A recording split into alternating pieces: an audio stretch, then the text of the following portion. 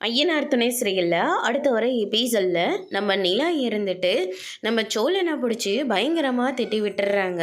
வானத்தை இந்த வீட்டுக்கு வந்துடுவாங்க. அதுக்கப்புறமா நீங்களும் சந்தவா கல்யாணம் பண்ணிக்கிட்டு இந்த வீட்டுக்கு வந்துடுவீங்க.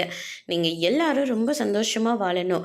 அதுக்கப்புறம் நான் இப்போவே கிளம்பி போயிட்டா பொண்ணு தங்காத வீடுன்னு மறுபடியும் இந்த ஊர்க்காரங்க எல்லாரும் தப்பாக பேசிடுவாங்க.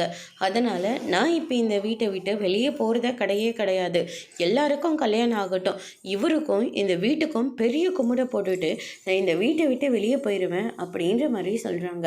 அதுக்கு அடுத்ததான் பார்த்தீங்கன்னா, சரி நிச்சயதார்த்தத்துக்கு டைம் ஆயிடுச்சுப்பா, எதுவாக இருந்தாலையும் நம்ம அப்புறமா பேசிக்கலாம், ஆனால் நீ இந்த வீட்டை விட்டு வெளியே போகிறத எங்கள் யாராலையும் ஏற்றுக்க முடியாதுப்பா அப்படின்ற மாதிரி சேரன் சொல்லிடுறாங்க.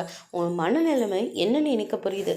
அவன் ஏதோ மறுபடியும் உன்னை டிஸ்டர்ப் பண்ணுறாங்களே என்னவோ நினச்சிக்கிட்டு தான் அவன் அப்படி மெசேஜ் பண்ணியிருப்பான்.